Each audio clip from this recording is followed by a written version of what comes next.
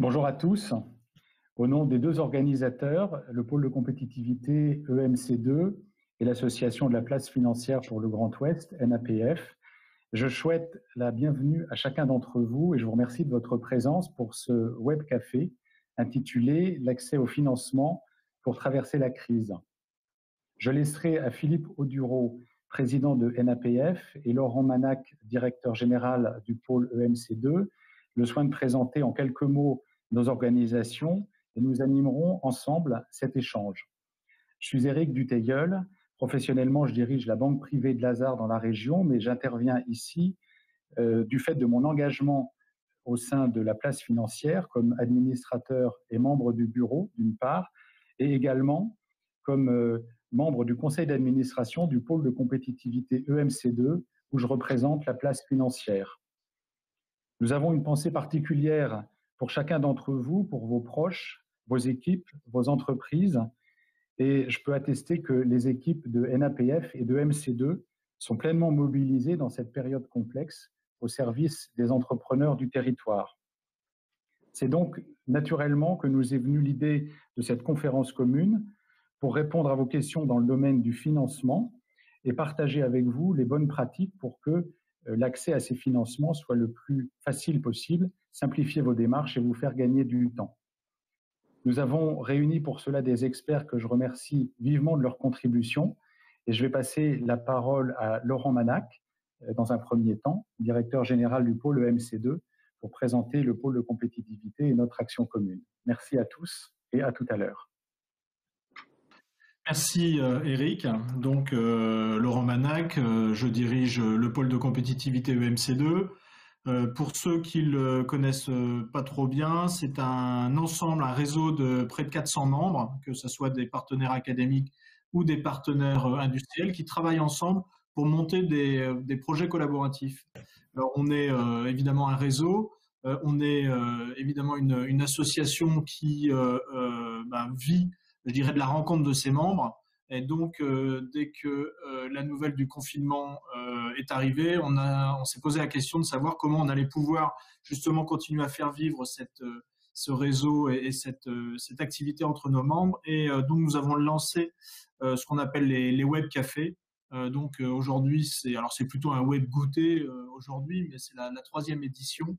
Et depuis 3 semaines, on parle avec nos adhérents et pour nos adhérents des sujets liés à la crise.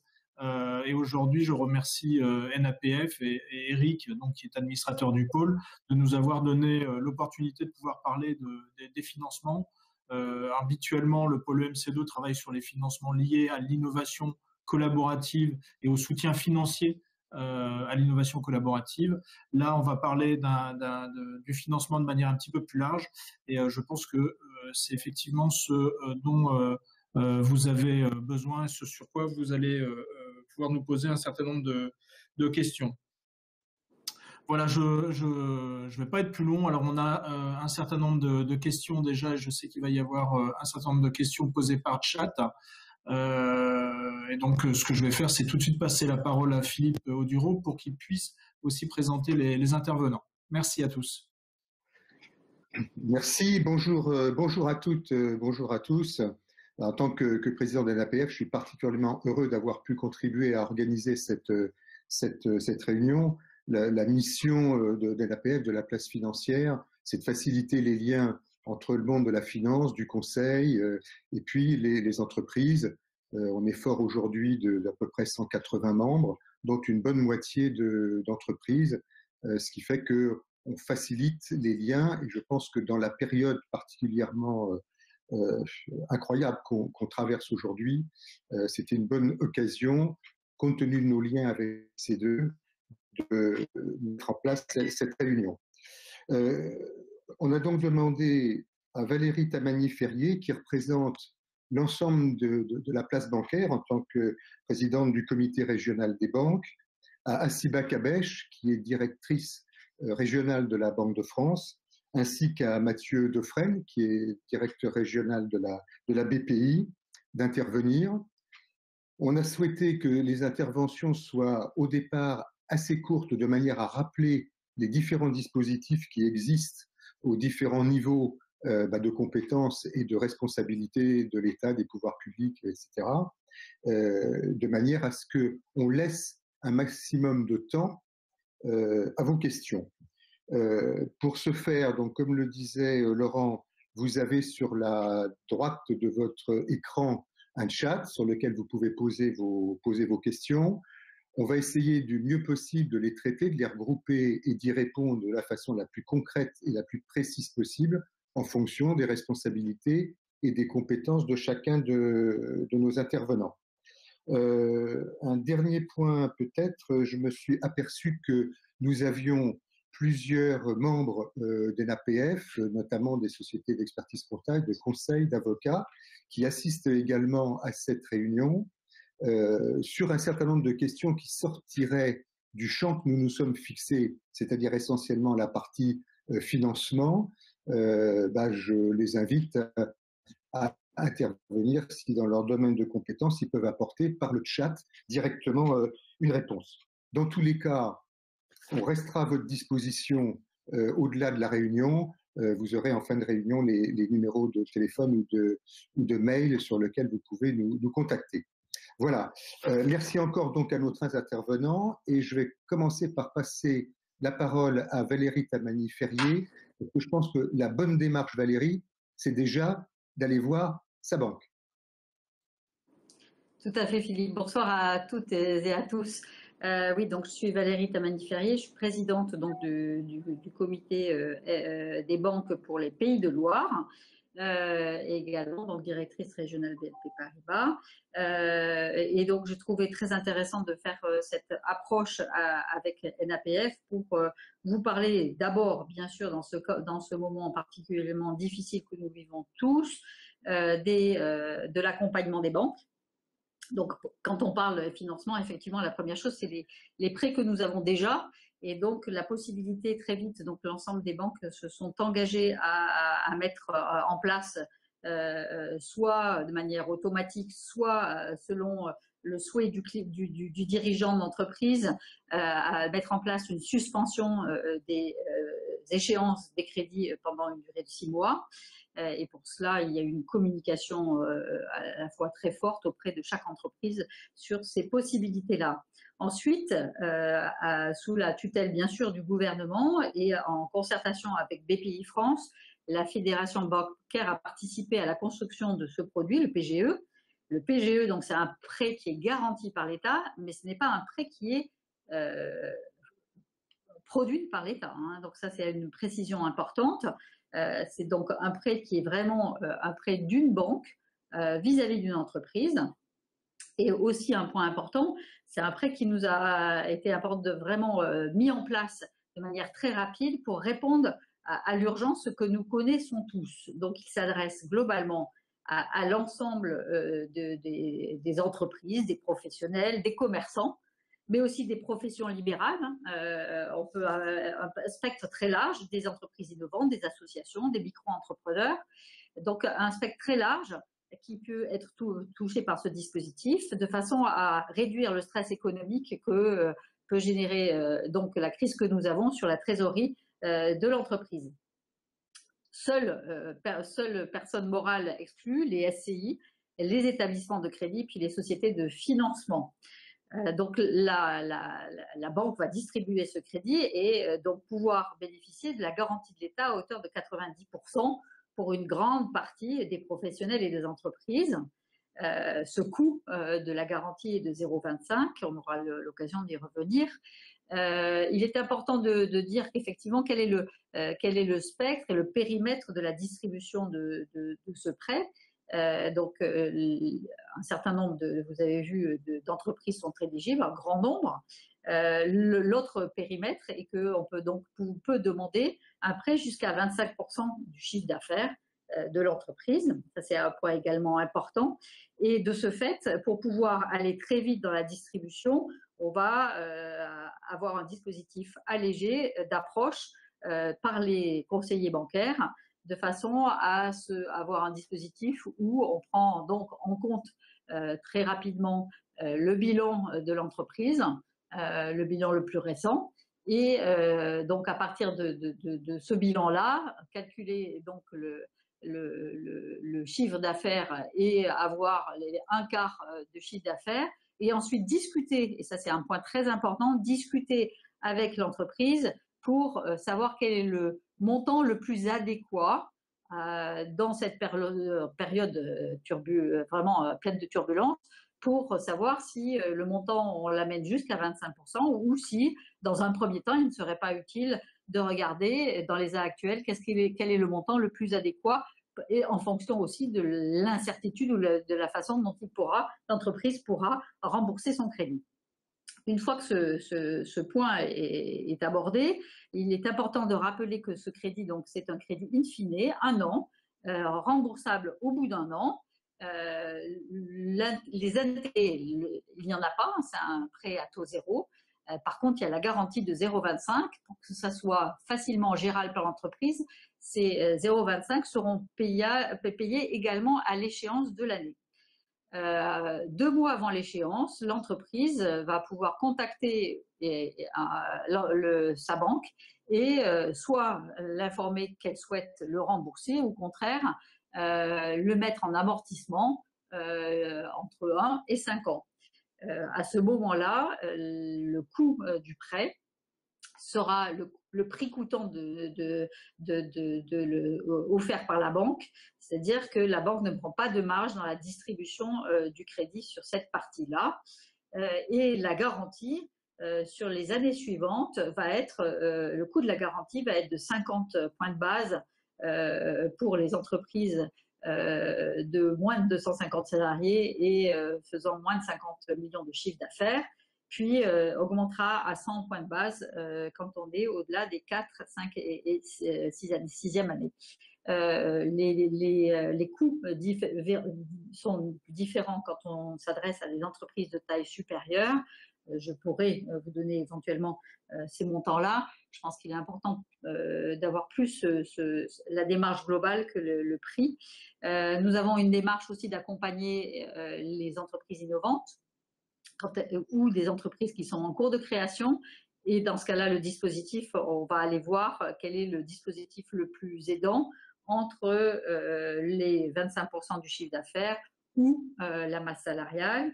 Des dispositifs aussi aidants pour regarder spécifiquement les associations.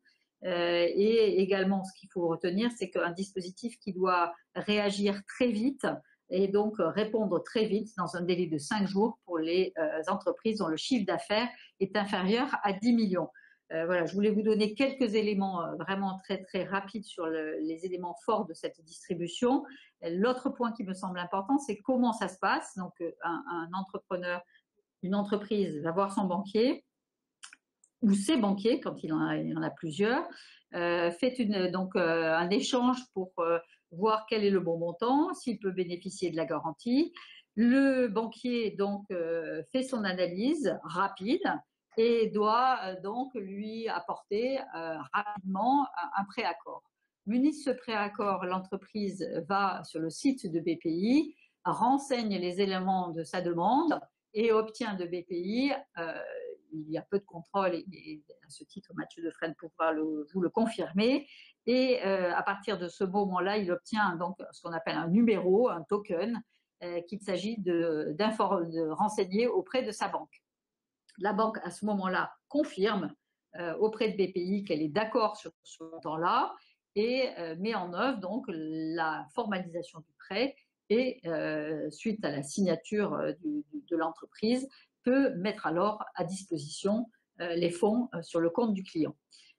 Donc chaque banque est mobilisée pour faire en sorte que ce process qui a été mis en place très très vite, il date donc d'il y a 15 jours maintenant, puisse être de plus automatisé possible, et donc l'ensemble des conseillers des réseaux bancaires à la fois répondent, promeuvent le dispositif et bien sûr font en sorte que les fonds soient le plus rapidement possible sur les comptes des clients.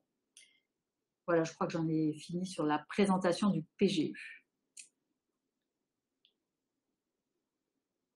Ok, merci Valérie. Donc on a bien compris le lien avec la BPI Donc, Mathieu, tu peux peut-être prendre le relais. Merci, bonjour à tous. Tout d'abord, un petit merci très sincère vis-à-vis d'NAPF et de MC2 pour l'organisation de cette visioconférence. C'est très important pour nous dans cette période de pouvoir communiquer et échanger avec les dirigeants d'entreprise. D'autant plus, et vous l'avez peut-être compris, en tout cas vous le comprendrez au fur et à mesure, que les choses et dispositifs évoluent quotidiennement. Alors, Valérie a très bien posé le décor du contexte, l'outil majeur qui est le PGE, je pense que c'est important de se poser quelques secondes sur les 300 milliards d'euros de garantie que l'État apporte aux banques sur ce dispositif. Il y a vraiment une volonté forte d'appuyer les entreprises, quelles qu'elles soient d'ailleurs dans cette période. Je rebondis également sur le cheminement ou le process que Valérie a évoqué, qui est primordial. Évidemment, le premier réflexe pour un dirigeant d'entreprise, c'est d'échanger avec sa banque, sa ou ses banques qui le suivent au quotidien, qui le connaissent le mieux, parce que, comme là aussi l'a dit Valérie, un des points essentiels dans la période que nous sommes en train de traverser, c'est d'une part d'identifier, de caractériser le besoin financier pour traverser cette crise, quand bien même personne d'entre nous n'est capable de dire quelle en est la portée, la durée et comment les choses vont redémarrer. Pour autant, il faut impérativement être capable de définir, de prévoir quelques éléments les plus tangibles possibles sur comment traverser cette période. On évoquait tout à l'heure la présence parmi nous de nombreux experts comptables.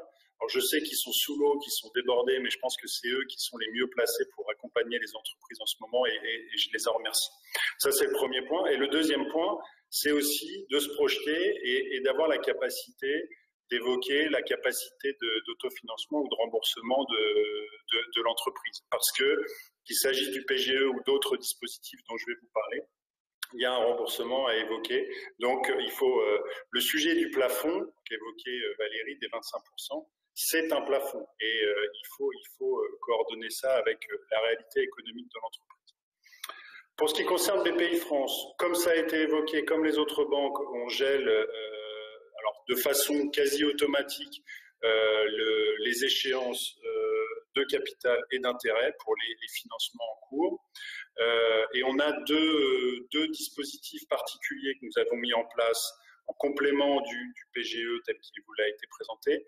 Le premier, c'est le prêt Atout, qui est un dispositif national, un prêt sans garantie, ni sur les actifs de l'entreprise, ni sur le patrimoine du dirigeant, qui a pour vocation, en cofinancement avec les partenaires bancaires, d'accompagner cette crise avec les besoins de trésorerie qui sont liés, les besoins en fonds de roulement, enfin voilà, toute cette période, avec un financement qui peut aller jusqu'à 5 ans, dont 1 an de différé. Ça peut être un peu moins de 5 ans et moins d'1 an de différé, mais au maximum, voilà ce qu'on peut faire. Pour des montants qui sont très significatifs, parce qu'ils commencent à 50 000 euros et comme le PGE plafonne à 25% du chiffre d'affaires de l'entreprise, qu'elle soit TPE, PME ou ETI. Donc on est capable d'aller jusqu'à des montants significatifs pour les ETI aux côtés des banques. Ça, c'est le premier sujet, le prêt Atout, prêt qui prévaut dans toute la France. Deuxième sujet qui a été mis en œuvre plus spécifiquement avec la région des Pays de la Loire, dont je crois qu'on reparlera tout à l'heure dans le cadre d'une vision sur ces dispositifs globaux, c'est le prêt dit rebond, qui là aussi est un prêt sans garantie tel que je l'ai évoqué, sur une maturité un peu plus longue, 7 ans, dont 2 ans de différé, et pour des montants compris entre 10 000 et 300 000 euros. L'intervention de la région permet d'obtenir un prêt à taux zéro. C'est la véritable incitativité de ce dispositif. Là aussi, qui vient financer pour les TPE et pour les PME uniquement les besoins liés à cette crise et toujours en cofinancement avec les banques. On vient se concerter, ce qui explique le process qui vous a été évoqué, de parler en premier lieu avec votre banque. Dernier point que je voudrais évoquer, ça a été précisé tout à l'heure en en introduction le sujet des entreprises innovantes. Je sais qu'il y en a beaucoup qui sont adhérentes soit d'NAPF, soit de MC2. Il y a eu des annonces fin mars de Cédric O. On est en train de peaufiner les dispositifs de prêts destinés et dédiés aux entreprises innovantes, parce que là aussi, on est sur des modèles un peu spécifiques. Le chiffre d'affaires, comme on l'a dit, n'est pas forcément le meilleur indicateur. Il y a des masses salariales à regarder. Des tours de table qui étaient en cours, qui se sont un peu gelés. Donc, on est en train de mettre en place des outils pour pallier cette crise. Mais j'ai envie de dire, pendant les travaux, la vente continue et c'est des choses qui vont sortir au mieux cette semaine, au plus tard début de semaine prochaine. Et évidemment, comme on le fait au fur et à mesure, on alimentera NAPF des nouveaux dispositifs. Voilà, de façon synthétique.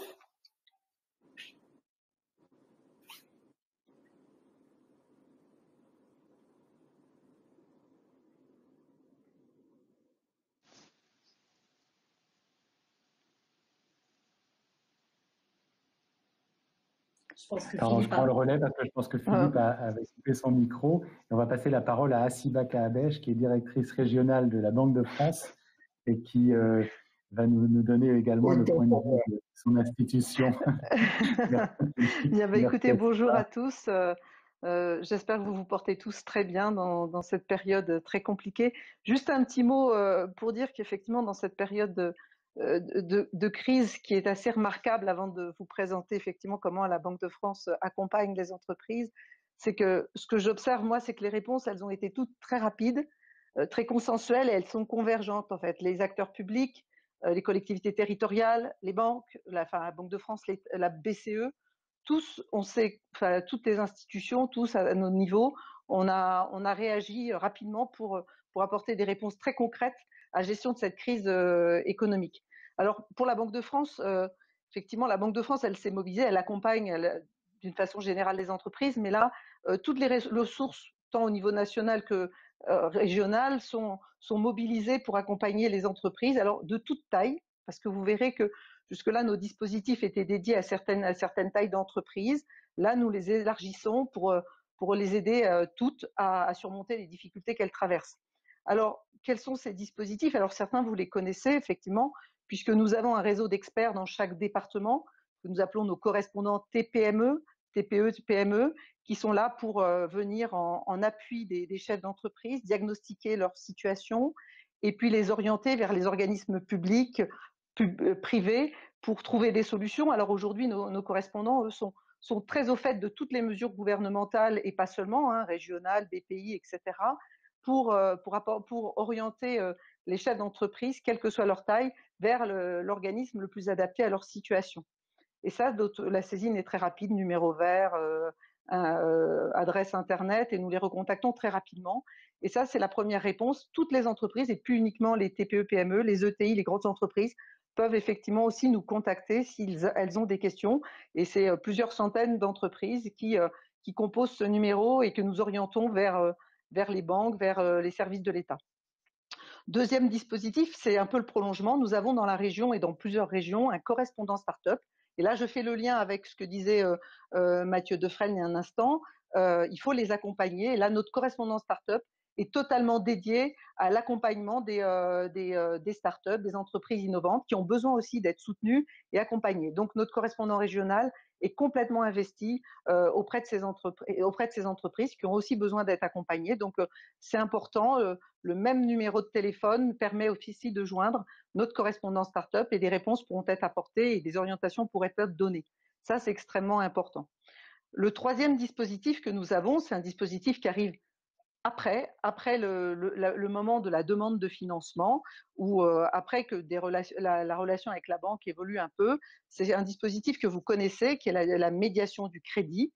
C'est une procédure qui est mise en place dans chaque département avec l'aide d'un médiateur départemental du crédit, le directeur départemental de la Banque de France, qui sera saisi par une entreprise, un entrepreneur, qui se trouve dans une situation que je qualifierais peut-être d'un peu compliquée, un découvert qui vient d'être dénoncé, une décote qui vient de lui être appliquée par son assureur crédit, refus de financement, en espérant qu'effectivement, ils obtiennent tous les financements demandés. On vient d'entendre Valérie Tamaniferié et Benoît et Mathieu Defresne. Donc, bon, dans les cas où ils n'obtiendraient pas de réponse de leur banquier, le médiateur du crédit est là pour apporter des solutions, pour chercher des solutions entre la banque et vous, l'entreprise. Donc, dans ce cadre-là, alors la procédure, elle est rapide, elle est simple, elle est gratuite. On a créé d'ailleurs pour les besoins de cette crise qui est particulière, une procédure simplifiée par email, une saisine et une réponse sous 48 heures au chef d'entreprise qui nous saisirait. Donc les premières demandes qu'on a reçues très tôt, puisque cette procédure est déjà connue, c'était plutôt pour des chefs d'entreprise qui étaient en cours de demande de PGE, mais les réponses étaient en cours avec les banquiers. Donc ces dossiers, nous les avons considérés comme des pré-saisines qui ont été rapidement clôturées. Reviendront vers nous les entreprises qui auront vraiment les difficultés que j'ai énoncées il y a un instant. Alors je terminerai mon propos en vous disant que depuis une semaine, la Banque de France a ouvert un nouveau service pour aider les entreprises à mieux piloter et à mieux communiquer mieux piloter leur entreprise et mieux communiquer avec leurs partenaires et peut-être leurs partenaires bancaires, puisque on a mis en place un dispositif exceptionnel pour toutes les entreprises qui réalisent un chiffre d'affaires de plus de 750 000 € de chiffre d'affaires et pour lesquels nous aurions des bilans disponibles, réaliser un diagnostic financier pour identifier les difficultés potentielles qu'elles pourraient avoir dans cette phase économique. Donc, ce diagnostic, elles peuvent le réaliser en ligne et elles pourront obtenir l'appui d'un analyste en demandant effectivement à être contactées, lequel analyste pourra l'aider à expliquer effectivement la situation, les points de force, les points de faiblesse, et puis pour mieux discuter avec son partenaire banquier si c'était nécessaire. Donc voilà les dispositifs que nous avons mis en place. Tous nos analystes sont dédiés à l'accompagnement des entreprises et prêts à les accompagner dès lors qu'ils nous saisiraient. Voilà ce que je peux vous dire et je suis à votre disposition pour répondre à toutes les questions. Éviter de ne pas remettre mon micro. Merci Atiba, ça y est, le micro est activé. Merci Eric pour avoir pallié aux déficiences de maîtrise des outils. Juste pour compléter, je vous laisse quelques instants une slide de la région qui rappelle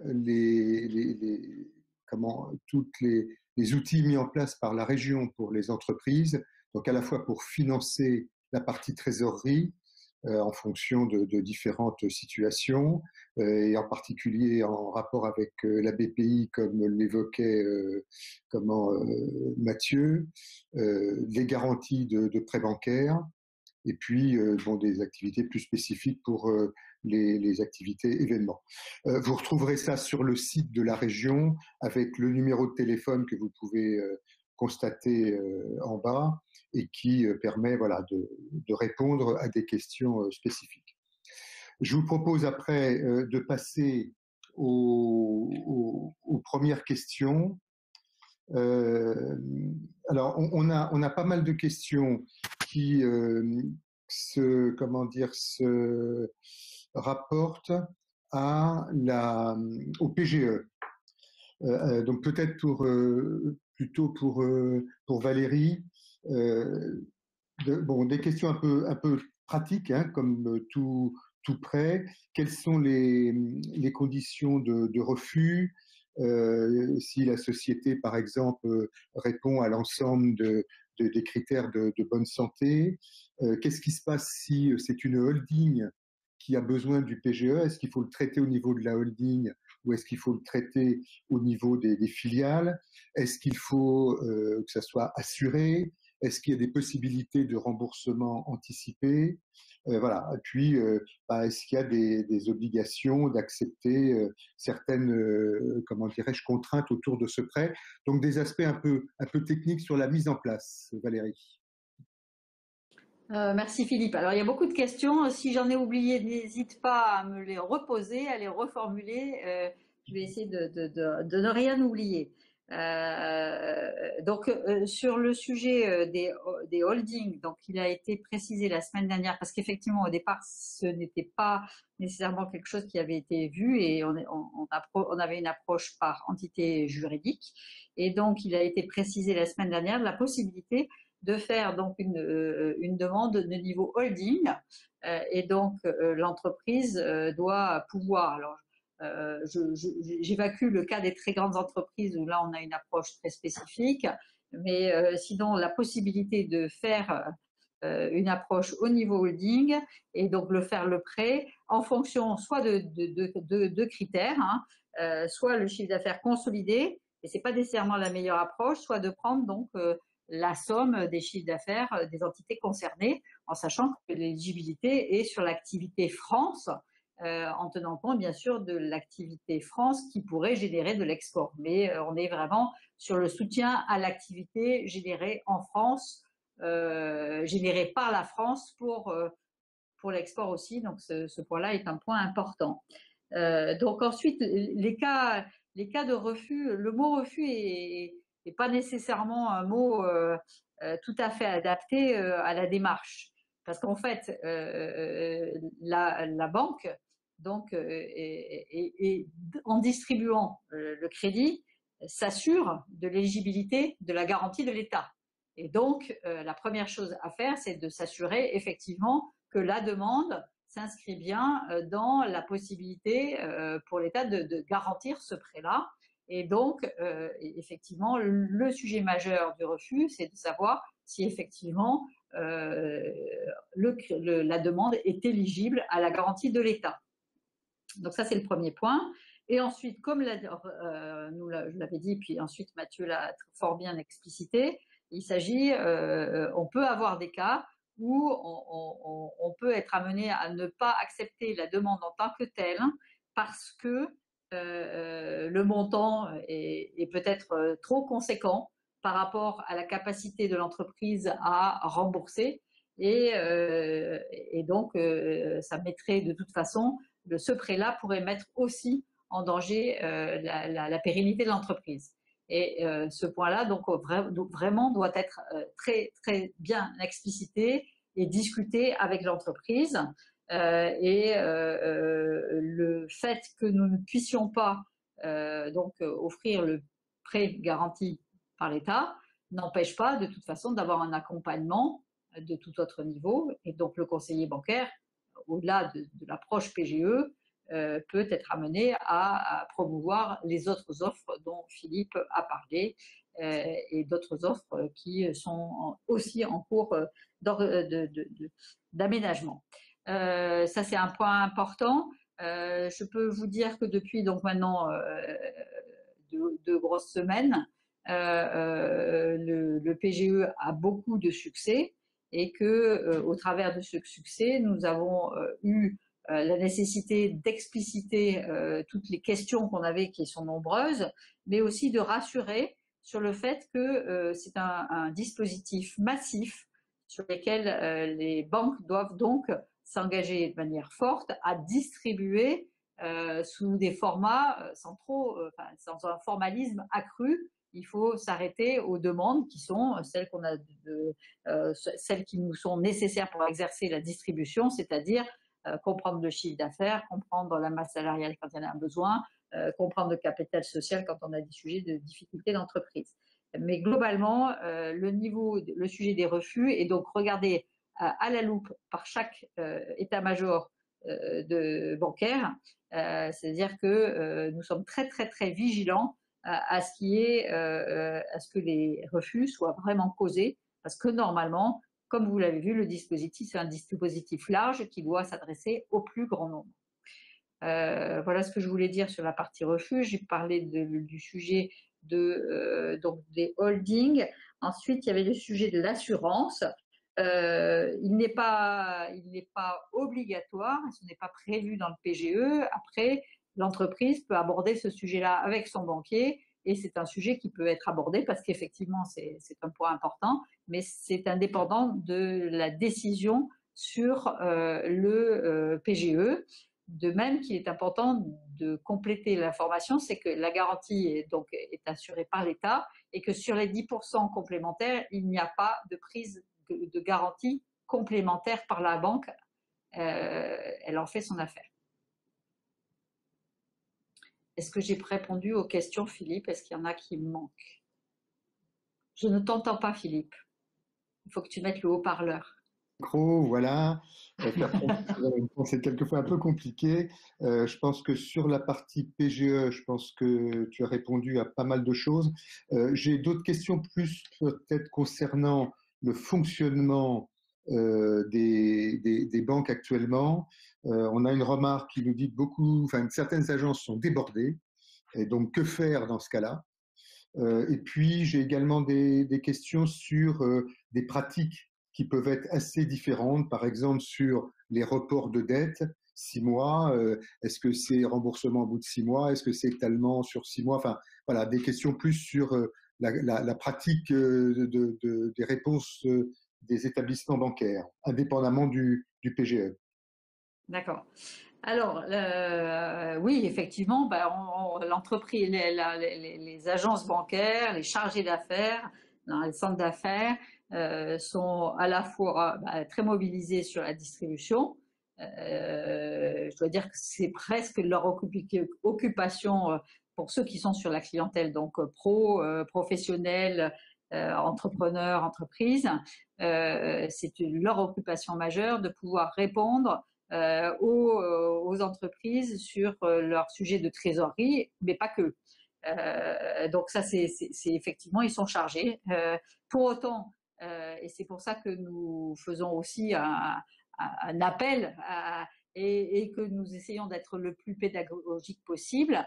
Notre objectif, c'est de servir dans un premier temps les entreprises qui présentent des situations urgente de trésorerie. Il est important aussi de dire que de toute façon, toutes les demandes seront servies. Le dispositif est massif et donc toutes les demandes seront servies. Donc il n'y a pas d'urgence à se précipiter. En fonction il faut vraiment analyser le degré d'urgence de sa trésorerie. Et donc rassurer les entreprises en leur disant de toute façon, chacun a son agenda qui n'est pas nécessairement le même.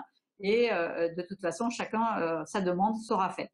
Maintenant, il y a beaucoup d'outils digitaux et donc les demandes sont instruites et enregistrées dans chaque banque selon son propre dispositif de gestion de la relation client qui amène de toute façon à vous apporter des réponses. On a pris des engagements pour cela, comme je vous l'ai dit tout à l'heure, en 5 jours pour les entreprises qui ont un chiffre d'affaires inférieur à 10 millions.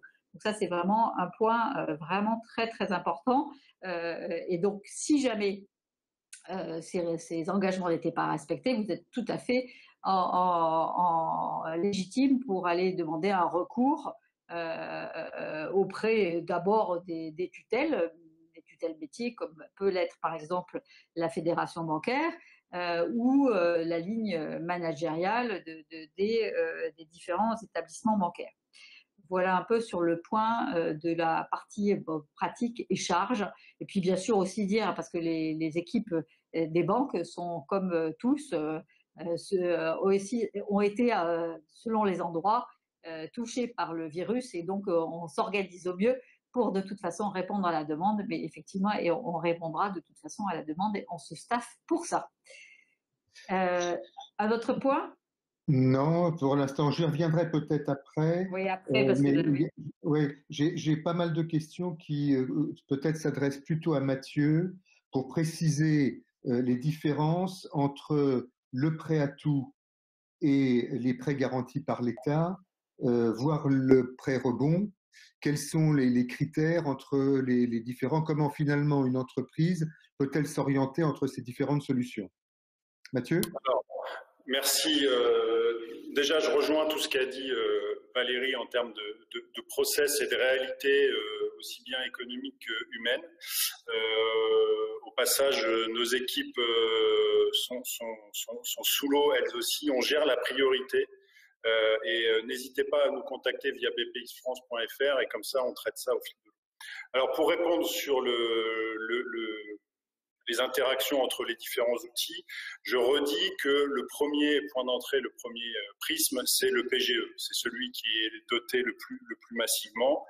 Valérie l'a très bien dit, il n'y a clairement pas d'automaticité de l'octroi, mais il y a quand même une démarche proactive et un effet de masse.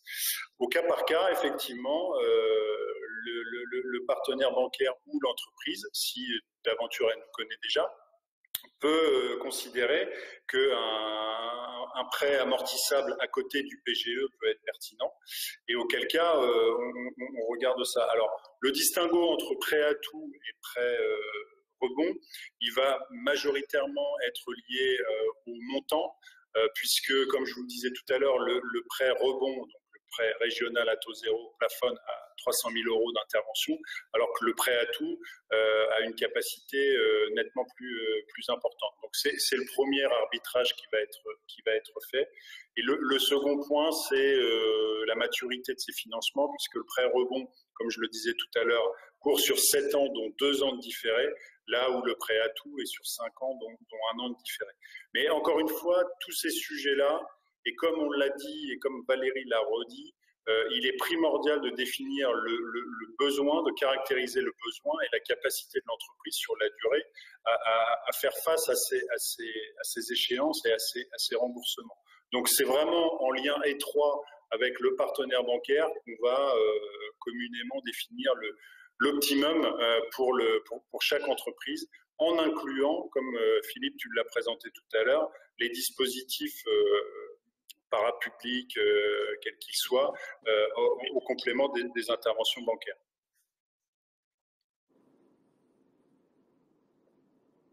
Ok, merci, merci Mathieu. J'ai également, comment dirais-je, une question peut-être pour Assiba, très précise. Tu faisais allusion au, comment dirais-je, au dispositif start-up. Est-ce qu'il y a un correspondant au niveau de la Banque de France pour ces entreprises particulièrement? Oui, bien sûr.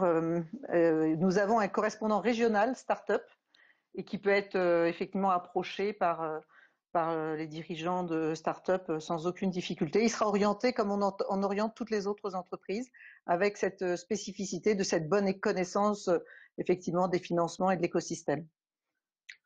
Donc, contact auprès de la Banque de France directement. Oui. En approchant à l'adresse correspondant TPE comme les autres, en précisant qu'il s'agit d'une demande start-up, le correspondant start-up reprendra contact très rapidement avec l'entrepreneur qui aura souhaité être contacté, ou orienté, ou aidé. Donc, il y en a un à Nantes pour l'ensemble des pays de la Loire. D'accord, merci Assiba. Je reviens peut-être aussi bien pour Mathieu que pour Valérie aux questions sur le PGE, avec une question un peu de principe. Pourquoi est-ce que la garantie de l'État n'est pas à première demande, puisque en fait on est sur un dispositif qui s'apparenterait presque à un bridge pour aider les entreprises. Et donc, voilà, ça partagerait peut-être un peu plus le risque entre les entreprises et les banques. Est-ce que, je ne sais pas, ou Valérie ou Mathieu ou Assiba, vous voulez répondre à cette question? Ce qui est sûr, c'est que 90%, c'est effectivement un montant significatif. Et on va effectivement la mettre en œuvre en fonction d'incidents de paiement et des contrôles seront faits avant même de la part à la fois par BPI qui gère cette garantie, et je vais laisser Mathieu en parler sur le fait que l'entreprise ait bien été éligible ou pas au dispositif. Alors, cette éligibilité, elle dépend quoi? Essentiellement des notations des banques vis-à-vis des entreprises? Alors, je vais prendre le relais, Valérie, si tu veux. Ouais, vas-y, puis je reprendrai s'il y a besoin.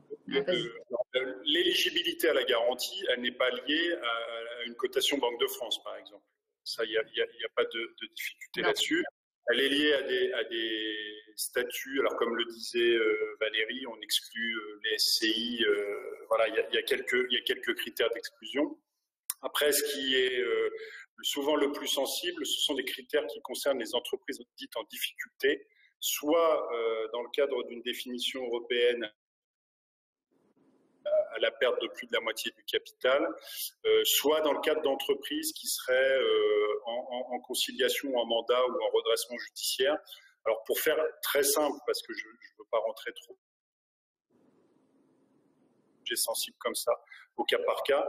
Pour faire très simple, lorsque une conciliation est protocolée ou lorsque un redressement judiciaire se transforme en plan de continuation et qu'il est honoré sur une année, on a capacité à regarder le dossier et il est éligible.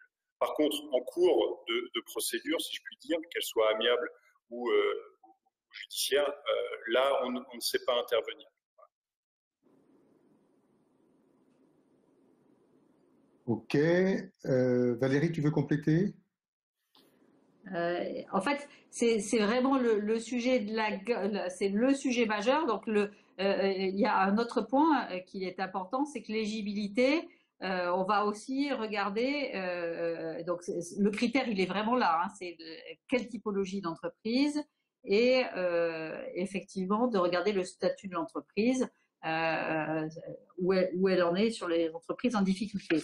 Il est important, il y a ensuite quelques sujets de regard de la part de l'État sur l'utilisation des fonds de façon à ce que ces fonds-là soient utilisés de manière tout à fait responsable, c'est-à-dire que pour des grandes entreprises, si elles l'utilisaient pour verser des dividendes, c'est pas l'objectif du PGE. Donc, ce genre de regard pourra être regardé après coup pour justifier de la mise en œuvre de la garantie ou pas dans le cadre du dispositif. Ça, c'est des points à la marge. Il y a quelques points complémentaires, mais c'est peut-être pas la peine d'aller beaucoup plus loin. Mais sachez qu'il peut y avoir ce genre de choses. J'aurais juste apporté une précision par rapport, non pas aux critères d'éligibilité, mais sur un plan très très pratique. Valérie, tout à l'heure, a expliqué le process et notamment la nécessité d'aller chercher un token ou un numéro d'inscription sur le site attestation PGE BPI France. Un point important, c'est qu'il faut absolument, et je dirais même impérativement, avoir bénéficié du préaccord du ou des partenaires bancaires et que le schéma de financement, le montage financier soit figé avant d'aller chercher cette attestation, parce que sinon, on ne peut plus revenir en arrière et c'est extrêmement compliqué, ça va figer le process. Donc, c'est primordial que les dirigeants d'entreprise figent avec leur banquier le schéma avant d'aller chercher ce numéro. Pardon pour la précision, mais c'est quand même important. Ok, merci Mathieu. Je reviens sur deux questions techniques, techniques ou très concrètes qui sont posées à nouveau concernant le PGE. Concernant les, comment dirais-je, alors attendez, parce que j'ai plein de questions en même temps, donc j'essaye de m'y retrouver. Ah oui, concernant les crédits baux. Alors, c'est peut-être pas tout à fait le PGE. Concernant les crédits baux, report des échéances, est-ce que c'est automatique, pas automatique? Est-ce qu'il y a des critères qui font que ça peut être refusé, notamment pour des filiales de crédit bail de grands groupes? Comment est-ce que ça fonctionne? Je ne sais pas qui veut répondre à cette question. Je crois que c'est un sujet éminemment bancaire. donc oui, il est possible de demander.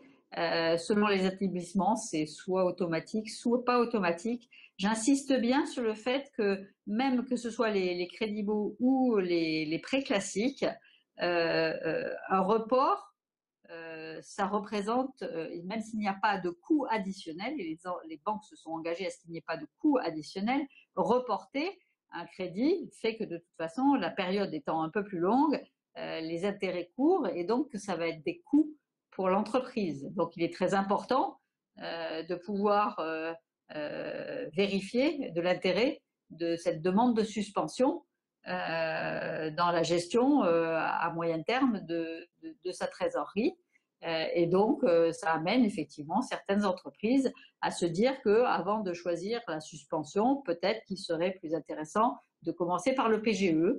Et donc, l'expérience montre que on a des entreprises qui prennent les deux sans aucun souci, d'autres qui disent « Ah, je vais réfléchir pour le dimensionnement du montant de mon PGE » et d'autres qui disent « Non, mais je prends le PGE, on verra après pour la suspension ». Donc, il y a vraiment de tout sur le sujet et bien sûr, il y a des personnes qui prennent les deux.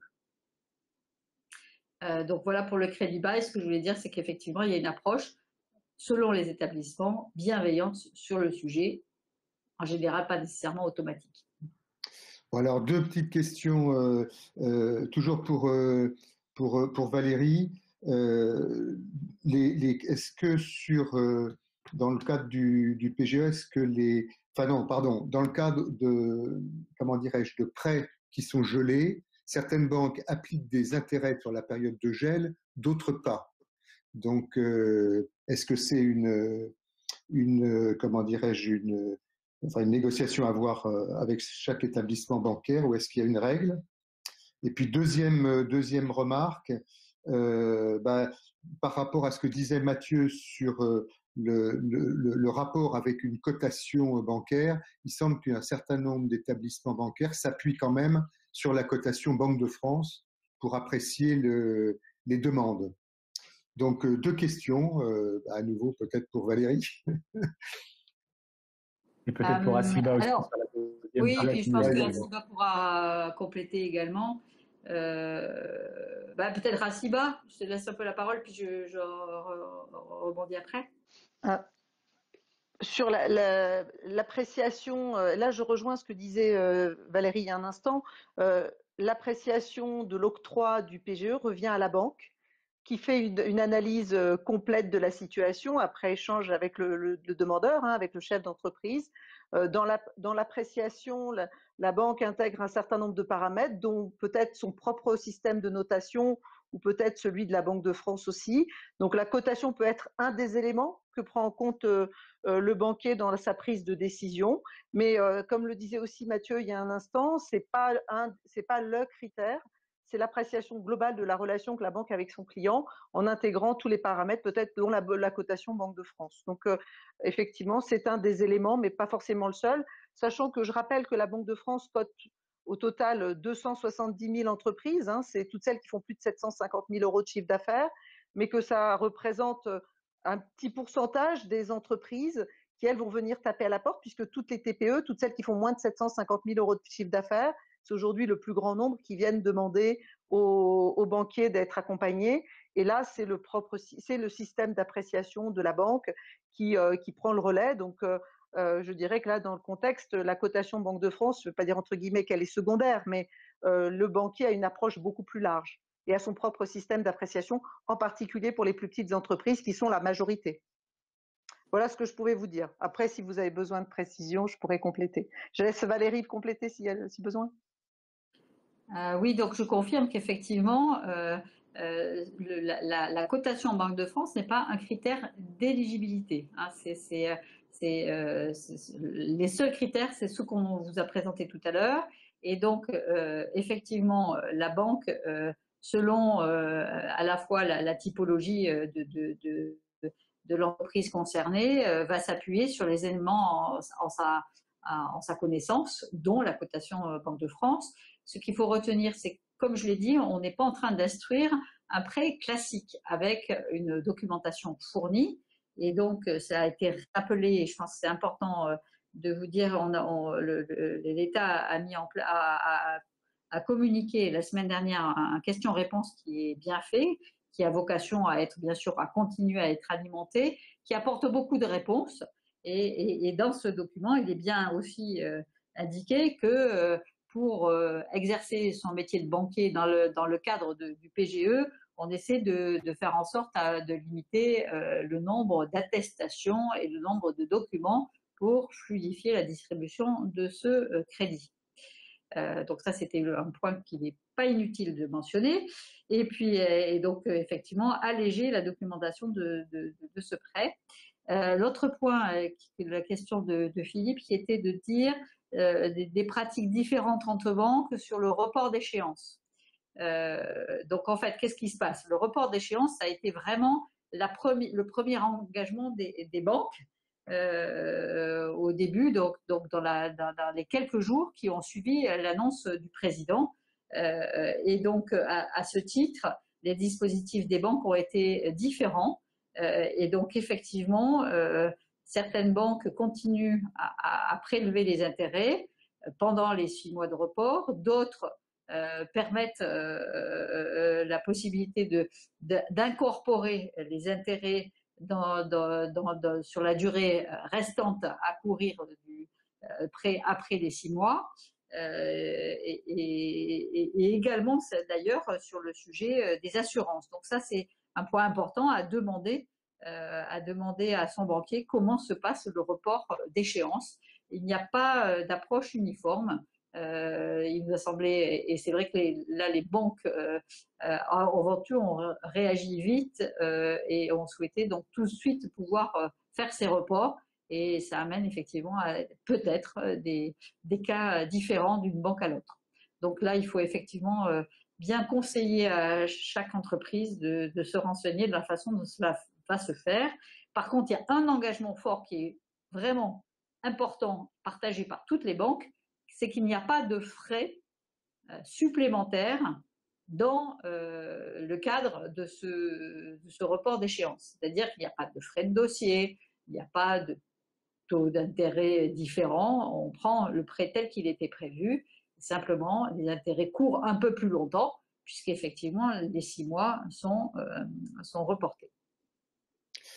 Merci Valérie. On a peut-être une minute pour une dernière question avant de conclure.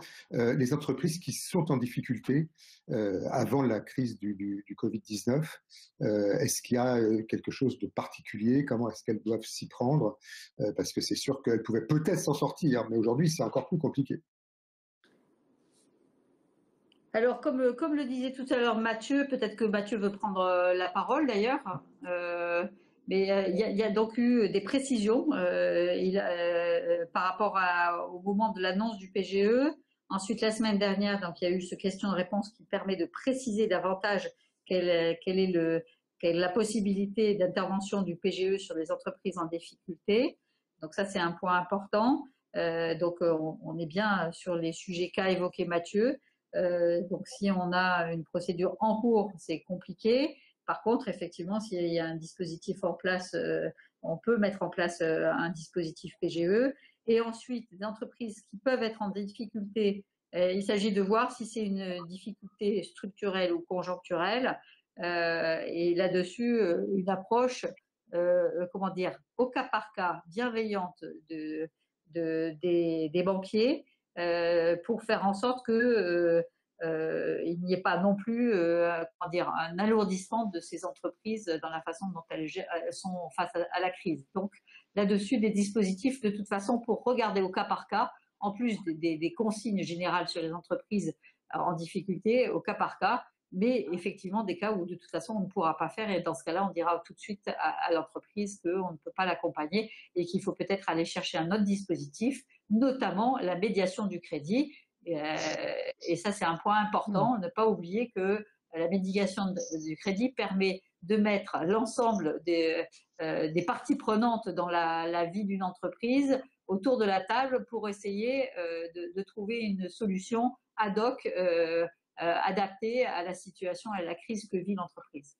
Peut-être qu'Assiba veut en dire un mot, d'ailleurs. Non, en fait, c'est ce que j'allais dire. Merci Valérie, c'était de dire qu'effectivement, quand l'entreprise ne trouve pas de réponse auprès de son partenaire banquier ou s'il y a un refus, c'est le moment effectivement de saisir la médiation. Alors la médiation ne fera pas de miracle, mais elle offre la possibilité en fait à l'ensemble des parties prenantes d'échanger, d'examiner, surtout faire une analyse de la situation.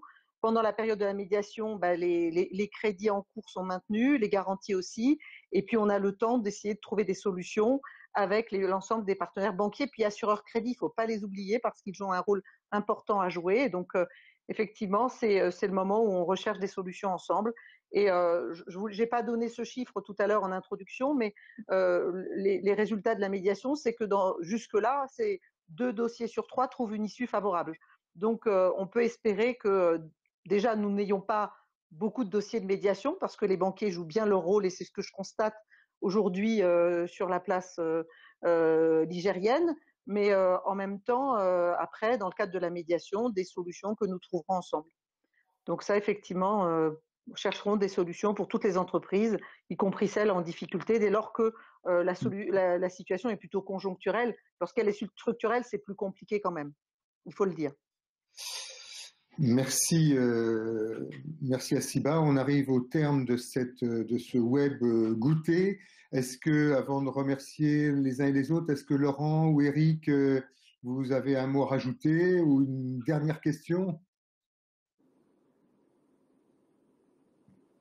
Laurent? J'ai vu, ouais, merci Philippe. J'ai vu une question sur le correspondant start-up à la Banque de France. Correspondant désigné pour les start-up. Assiba a répondu. D'accord, ok. Pas d'autres questions? Eric? Peut-être pour préciser aux participants, on va vous donner tout à l'heure les adresses mail de NAPF et du pôle EMC2. Et si vous avez des questions subsidiaires ou des questions auxquelles vous estimez que les réponses n'ont pas été assez précises, ce qui peut être le cas notamment pour des raisons de confidentialité, bien sûr, n'hésitez pas à déposer vos requêtes sur les deux sites qui s'afficheront tout à l'heure. Nos intervenants et EMC2 et NAPF seront là également pour vous accompagner et vous aider. Voilà, écoutez, merci à tous les trois. S'il y a des questions auxquelles on n'a pas eu le temps de répondre, bien évidemment, n'hésitez pas à nous adresser un mail ou à contacter, comme le proposait Valérie, les différentes instances dont on dépend. Merci Mathieu, merci Assiba, merci Valérie pour votre disponibilité. Merci à vous. Merci à vous tous. Quand on a proposé cette réunion, dans la minute qui suivait, j'avais votre accord à tous les trois, ce qui prouve bien l'intérêt et la mobilisation de l'ensemble des acteurs de la place pour soutenir notre économie régionale. Merci aussi à EFI-Connect pour les moyens techniques qu'ils ont mis à notre disposition. Et puis en vous souhaitant à tous et à toutes, eh bien, évidemment, la meilleure santé pour vos entreprises, et aussi pour vous-même et pour les vôtres. Et puis donc, à bientôt, on reste à votre écoute. Bonne soirée. Bonne soirée à tous. Bonne soirée et à toutes. Merci à tous, bonsoir.